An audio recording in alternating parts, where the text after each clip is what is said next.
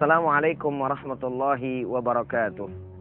Alhamdulillah wassalatu wassalamu ala Rasulillah Sayyidina Muhammad bin Abdullah wa ala alihi wa sahbihi wa man walah wala haula wala quwwata illa billah, amma ba'du. Segala puji bagi Allah Subhanahu wa taala Rabbul Izzah. Salawat dan salam teruntuk kekasih kita baginda Nabi besar Muhammad sallallahu alaihi wasallam. Para pemirsa sekalian yang sama dirahmati dan dimuliakan oleh Allah Subhanahu wa taala. Alhamdulillah kita mengucap syukur kepada Allah. Marhaban ya syahrul mubarak. Selamat datang bulan yang penuh dengan kemuliaan. Marhaban ya syahrul siyam. Selamat datang wahai bulan yang di dalamnya diwajibkan bagi kita orang-orang yang beriman untuk berpuasa. Marhaban ya syahrul Ramadan, ya syahrul Ramadan. Selamat datang wahai bulan suci Ramadan. Pada kesempatan kali ini berjumpa dengan saya. Dan insya Allah akan saya temani dalam kisah atau program kisah sufi maksud saya. Dan insya Allah 30 menit ke depan saya akan menemani Anda. Tapi bukan hanya saja saya maksudnya. Tapi nanti saya akan mempunyai kawan-kawan, teman-teman yang akan menemani para pemirsa sekalian 30 menit ke depan tersebut. Siapa? Dia adalah sekelompok anak muda, ya, nggak banyak, 4 orang aja. Sebab kalau banyak-banyak nanti keribetan para pemirsa sekalian. Tapi insya Allah 4 orang pemuda ini akan mau belajar bersama kita dan kita harapkan mereka bisa mengaplikasikannya di dalam hidup dan kehidupan kita. Tentunya kita pun sedemikian rupa. Oleh karena itu, mari sama-sama kita ikuti program ini. Dan sebelumnya saya cari dulu teman-teman saya kemana mereka berada. Belum sampai juga sampai saat hari ini. Yuk pemirsa, tunggu saya ya. Saya cari teman dulu. Win, emang bulan puasa nih dikit lagi? Ya betul, bulan puasa ini kita harus banyak-banyak amal. Wih, bisa aja kotak amal. Iya, tapi ngomong-ngomong kira-kira amalan apa tuh di bulan Ramadan biar kita berlomba-lomba gitu ya? Iya. Gampang. Apa tuh? Nanti kita tungguin Pak Ustadz. Di sini Win. Oh nanti di depan. Ya di sini lah. Kan di depan. Nah ini dia nih manusianya nih. Assalamualaikum warahmatullahi wabarakatuh. Waalaikumsalam warahmatullahi wabarakatuh. Cakep banget dah. Nah pemirsa, ini dia teman-teman saya nih yang tadi saya sudah sampaikan di awal. Sekarang kita masuk dalam pembahasan. Kira-kira tema kita pada kesempatan hari ini apa? Pola Ramran orangnya doyan goyang. Dibawa Sama Lady Gaga. Artinya amalan yang membawa ke surga. Tumpak tung. cakep pemirsa. Itu tadi tema yang akan kita bahas pada kesempatan hari ini. Nah, berbicara tentang amal, ya, amalan yang membawa kita ke dalam surga. Jadi kalau bicara amal sebetulnya memang para pemirsa sekalian, seluruh amal kebaikan yang diperintahkan oleh Allah Subhanahu wa taala itu akan menyebabkan para pelakunya yang melakukan amal tersebut, amal soleh tadi, masuk ke dalam surga. Dengan syarat apa? Syaratnya ikhlas karena Allah Subhanahu wa taala. Nah, berkaitan dengan persoalan amal soleh nih. Amal soleh banyak ya. Pokoknya segala perintah Allah lalu kita laksanakan untuk mencari ridha Allah, itu namanya amal soleh. Apakah bentuknya itu besar yang kelihatannya amal akhirat, atau sekalipun bentuknya amal dunia tapi untuk mencari ridha Allah Subhanahu wa taala, itu akan menjadi amal soleh buat kita. Oleh karena itu para pemirsa, jangan sekali-kali meremehkan sekecil apapun amal soleh yang kita lakukan untuk Allah Subhanahu wa taala. Nah, ada sebuah kisah di zaman Nabi besar Muhammad sallallahu alaihi wasallam, di mana ketika Nabi Muhammad SAW di majlis, jadi sama seperti di majlis taklim, Nabi Muhammad mengajar. Lalu ada salah seorang sahabat bertanya, "Ya Rasulullah, apakah orang-orang yang masuk surga itu hanya dari kalangan ahli ibadah, Ahli ibadah itu artinya orang yang senantiasa sujud, perbanyak ibadah kepada Allah Subhanahu wa taala, salatnya, puasanya, sedekahnya dan seterusnya. Begitupun dengan ilmunya. Tapi Nabi Muhammad SAW menjawab, tidak. Orang masuk ke dalam surganya Allah Subhanahu wa taala bukan hanya dari kalangan ahli ibadah. Tapi Nabi Muhammad SAW meneruskan lantaran ketulusan dan kecintaannya kepada Allah Subhanahu wa taala. Lalu sahabat penasaran, bertanya lagi kepada Rasulullah SAW, ya Rasulullah, kalau begitu yang masuk surga ini para aulia illah, para kekasih-kekasih Allah Subhanahu wa taala saja yang masuk ke dalam surganya Allah Subhanahu wa taala. Lalu akhirnya Nabi Muhammad SAW menjawab kembali, tidak juga, karena ada salah seorang pelacur yang dengan keadaannya dia bisa masuk ke dalam surganya Allah Subhanahu wa taala. Subhanallah. Maha suci Allah. Pelacur bisa masuk surga.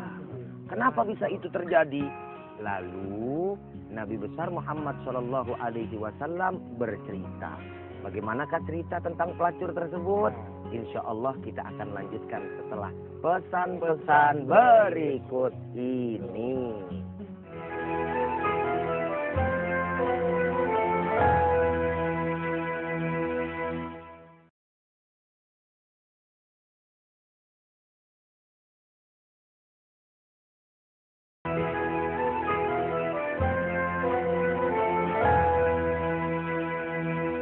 Penasaran dengan cerita yang tadi tentang seorang pelacur? Kita lanjutkan bareng-bareng. Oke, Pak Ustaz. Perlu saya cerita nih? Nggak usah, kalau begitu ente yang jadi ustadznya. Saya juga nggak ngerti Pak Ustaz. Paling nggak cerita komik Pak Ustaz. Iya. Oke, kita teruskan pemirsa. Gimana keadaan daripada seorang pelacur tersebut sehingga dia masuk ke dalam surga Allah Subhanahu wa taala. Jadi pada satu ketika di zaman itu ada kekeringan, kemarau, sehingga air sulit didapatkan. Masya Allah. Nah, pada saat itu pula ada seekor anjing liar. Anjing liar itu bukan yang dipelihara. Dia pergi kemana dia mau, lalu mencari air untuk bisa melepaskan dahaga untuk dirinya. Datang ke tempat siapa? Ke tempat sumur yang kebetulan kepunyaan seorang ulama. Ulama itu apa? Kiai kalau bahasa sekarang. Justru apa yang terjadi para pemirsa? Setelah dilihat anjing tersebut ingin meminum dari bekas-bekas air yang tersisa dari sumurnya, justru bukannya dikasihani, malah dimaki-maki, dicaci, lalu diusir seraya ditimpuki dengan batu. Sehingga pada akhirnya apa yang terjadi? Larilah itu anjing liar tadi. Sampai kepada satu tempat di mana dia tidak punya kekuatan lagi. Tidak punya yang namanya kekuatan untuk bisa melanjutkan perjalanan, daya dan upaya.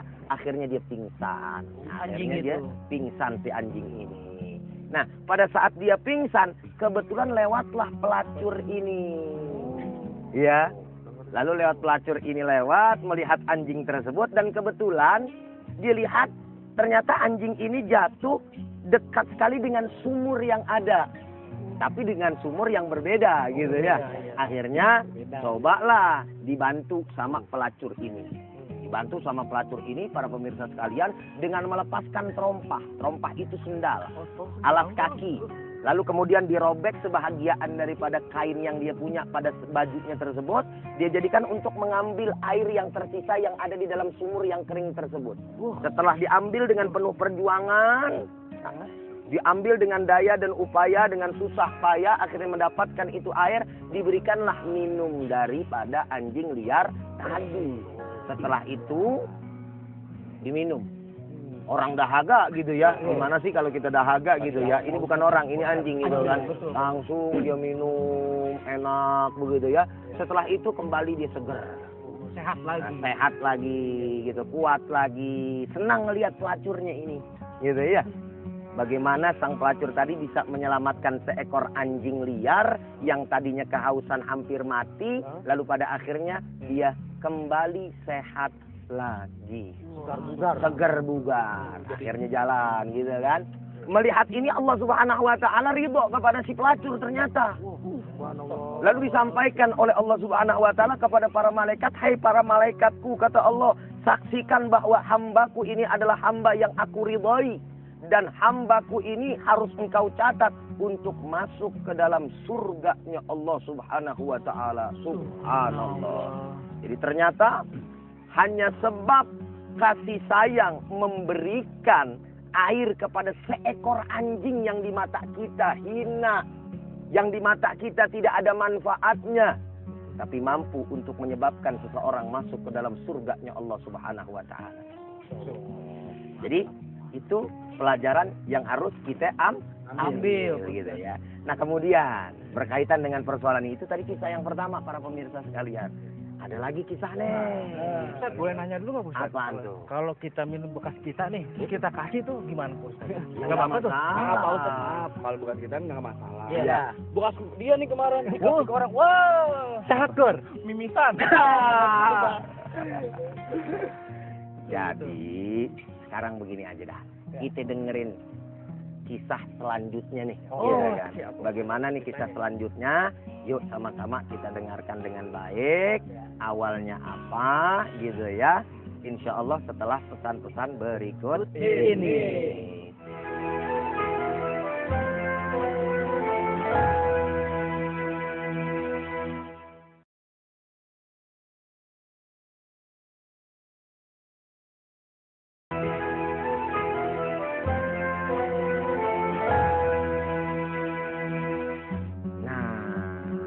Pemirsa, berjumpa lagi dengan saya. Kita lanjutin kisah yang kedua.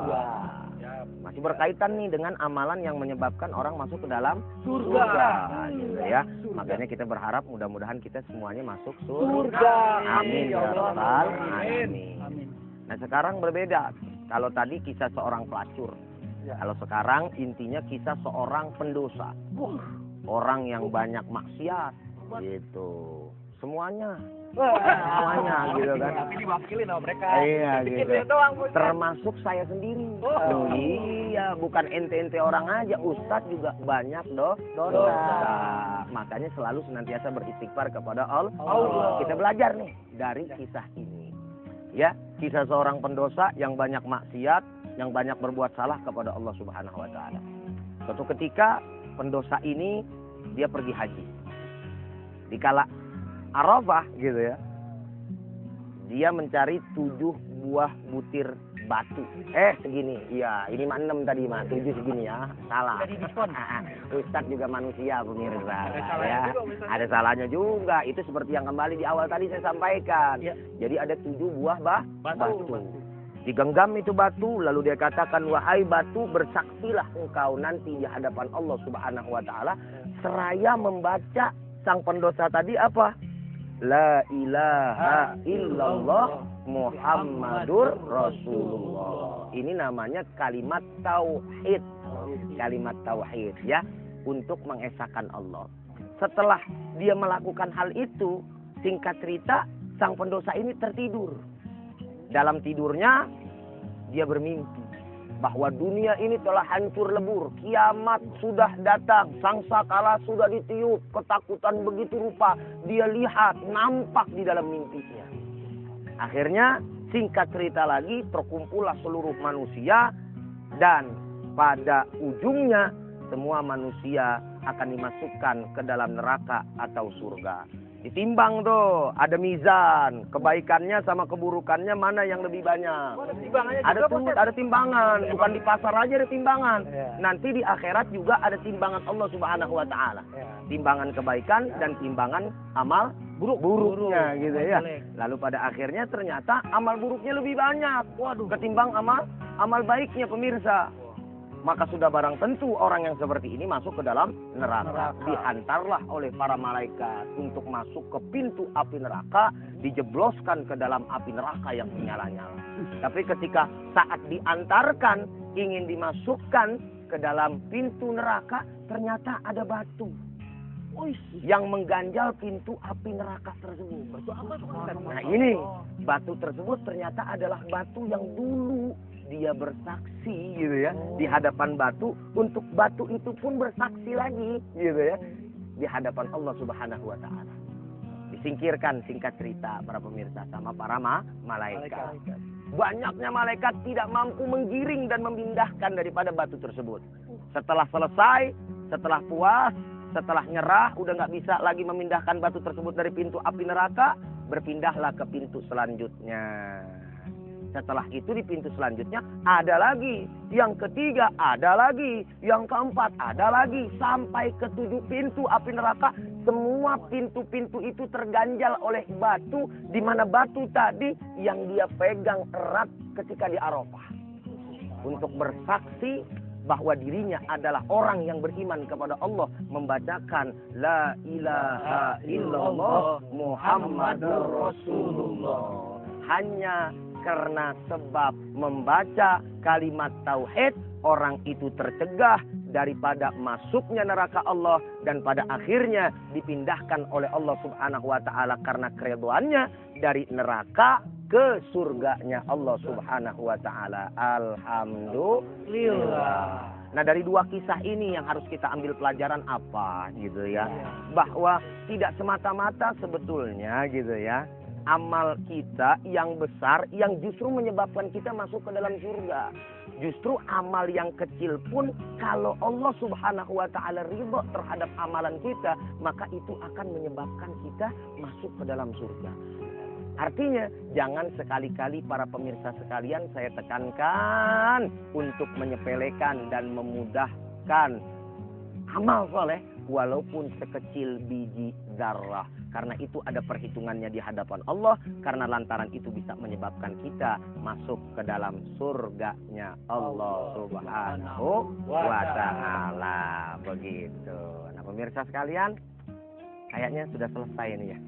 Mudah-mudahan bisa kita ambil pelajaran, manfaat dari kisah ini pada kesempatan kali ini.